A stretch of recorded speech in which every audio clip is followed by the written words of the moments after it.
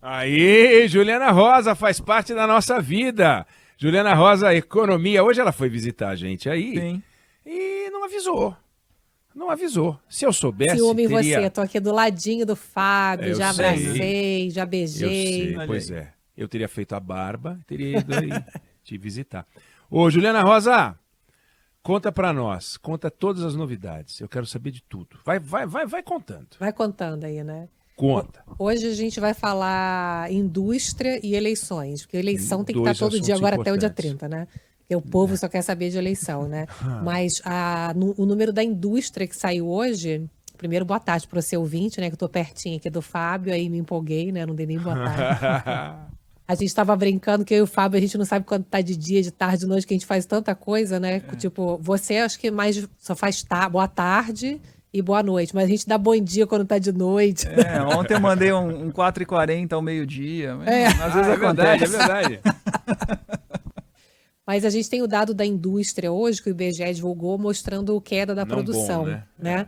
E tinha subido 0,6% a produção da indústria em julho e agora caiu 0,6%. Então, você cai 0,6%, né? Sobe 0,6% e cai 0,6%, você não sai do lugar, né? O que está acontecendo com a indústria brasileira é que o movimento está muito errático ao longo desse ano.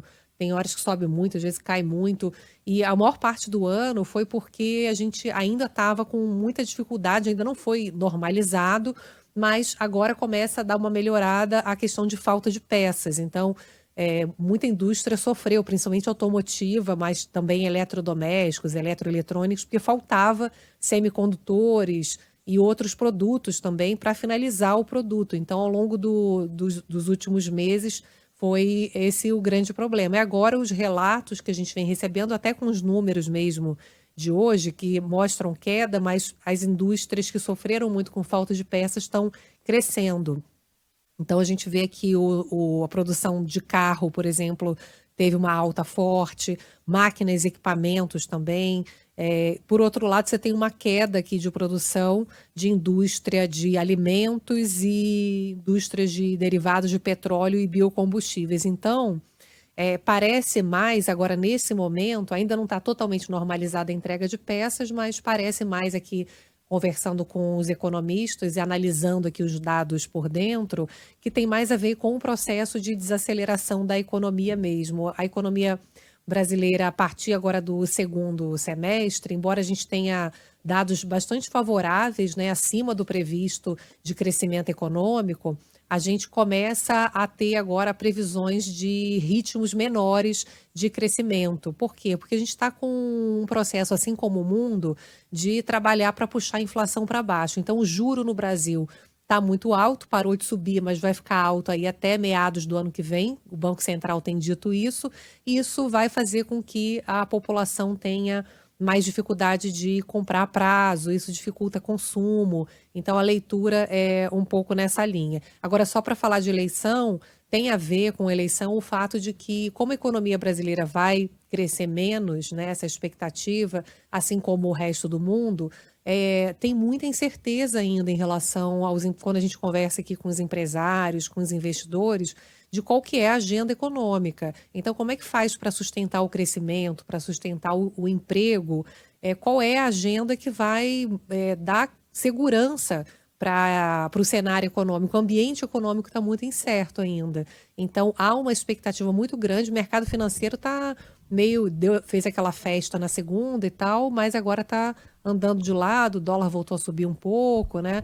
Porque agora, os próximos dias, está todo mundo esperando para ver o que vão anunciar de Agora, detalhe, né, da agenda econômica. Juliana, a gente vai viver uma experiência que é inédita, que quando entrava a equipe econômica, entrava um pacote. E dentro do pacote entrava o presidente do Banco Central, que era uma figura importantíssima. A entrada, a escolha do presidente do Banco Central, né?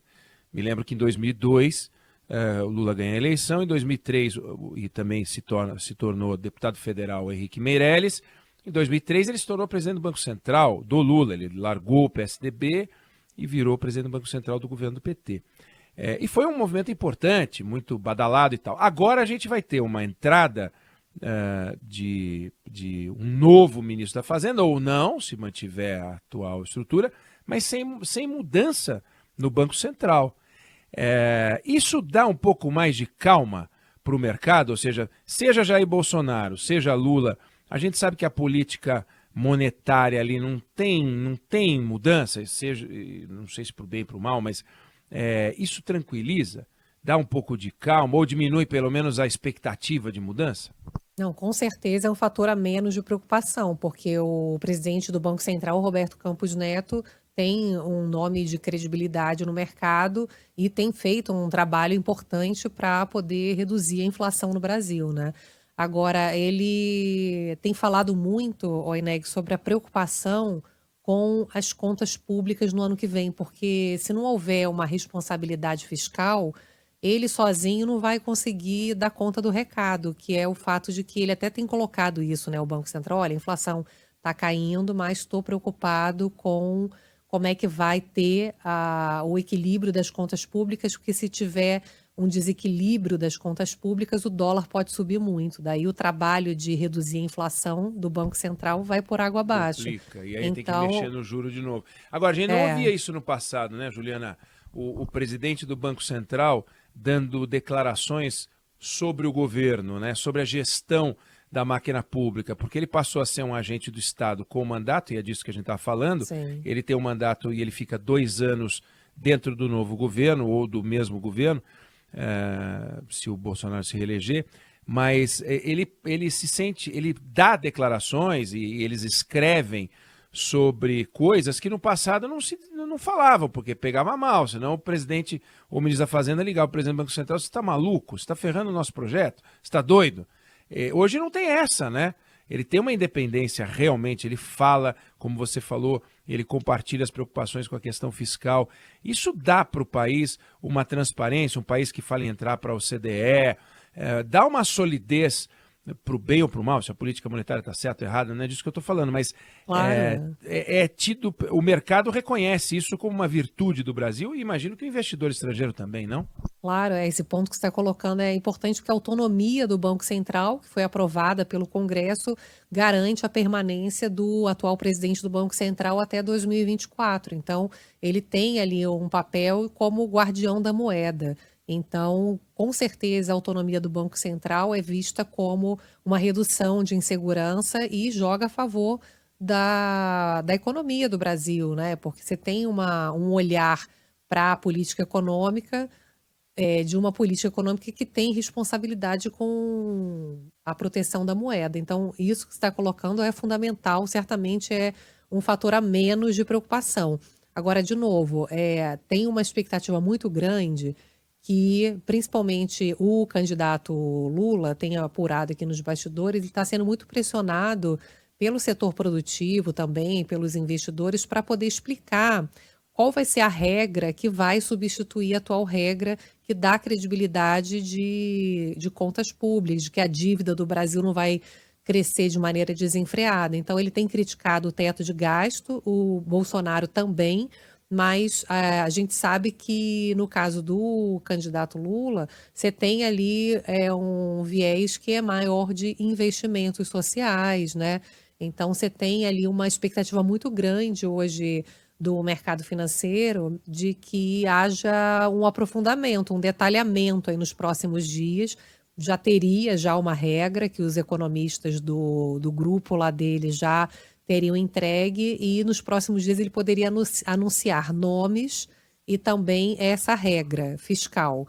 Então está todo mundo esperando os passos, né, de todos os lados, ali dos dois lados, para poder entender, afinal, como é que os caras estão prometendo gastar quase 280 bilhões de reais a mais no ano que vem, que é o rombo projetado para 2023, com o Auxílio Brasil estendido de R$600 de forma permanente, aumento salarial para os servidores públicos, e da onde que vai sair esse dinheiro, né? Ninguém falou até agora. Não, e isso aí pode mexer questão com a inflação, né? Essa é uma grande questão. Aliás, se existisse uma maquininha e transformasse em número todas as promessas dos candidatos a presidente, ia ser uma coisa engraçada, né? Não vamos cobrar imposto dessa categoria, 50 bi.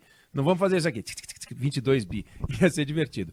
Economia com Juliana Rosa, que volta a conversar com a gente amanhã. Juliana, te vejo hoje mais tarde ou você vai sair mais cedo? Não, eu vou subir lá. Agora Então- hoje estou morando aqui. Dá uma passadinha. Dá uma passadinha. Então tá bom. Valeu. Beijão, te vejo hoje à noite e amanhã você tem um compromisso para conversar com a gente aqui no Band News no meio do dia. Obrigado, beijão. Obrigado, beijão pra vocês. Valeu, Ju.